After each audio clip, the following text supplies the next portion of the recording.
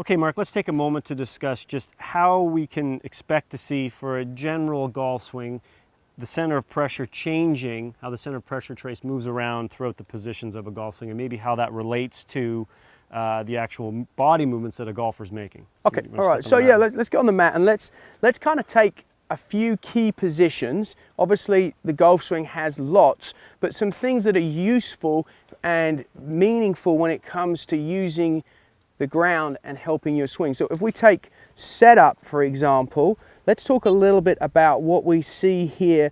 Obviously, there's a difference between a driver and iron a lot of times, but let's just talk a little bit what you tend to see a lot in the setup at address as it relates to the lead and the trail. Sure, okay. Well, you might expect this to be perfectly 50-50.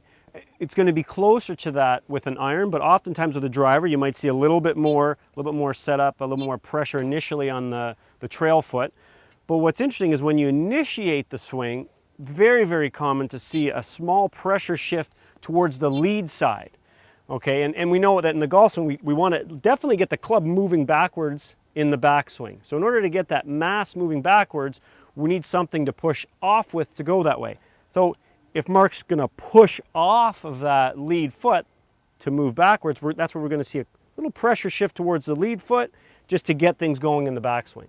Okay, now the next part it's really important that we see, particularly as it relates to powerful golfers, is when I get back where my lead arm is actually parallel to the ground, we tend to see a lot of this pressure into that trail leg sooner than perhaps you would think versus the top of the backswing. Yeah, and that's a general trend. You tend to see the pressure happening before you would expect it, the shift you would understand. So, right, so at that point when that lead arm is parallel, that's when we're going to see that pressure trace being as far typically towards the trail side as it will get during the swing. So even especially with an iron. So then when the golfer keeps turning their hands are still going to the top of the backswing, now what we see is their pressure starts to go already towards the lead side, and then by the time their lead arm is parallel on the ground, now all of a sudden that pressure is maxed out on the other side. The pressure is reflecting what your body's doing. So, and actually in order for you to stop that club, you're actually going to be, before it ever stops moving, you're going to be applying a force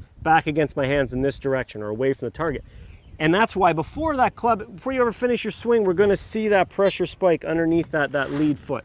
So I think one thing that's really interesting, if I was hitting an iron, let's say, I would definitely then continue and I'd be at impact probably about 80% of my pressure, let's say, roughly speaking, would be towards this lead leg. But what's really interesting, and we see it with a lot of these really long drivers, and we're going to get into this a little later, is actually there's not much pressure on that lead leg at all, is there? They've actually used their pressure getting left to shift them backwards, so now they can get these phenomenal impact conditions. That's right. It's going to be a really interesting segment that we're going to talk about when we're looking a little bit more specifically into that. So we've got how the golfer uses the ground at setup, they kind of push off, where that peak point is of getting all their pressure into the trail leg in the backswing, and then how they drive and use their pressure into the lead leg in the downswing, and then for the really long hitters, how they're actually able to then use that to create that perfect sort of backup impact condition to hit drivers really, really well.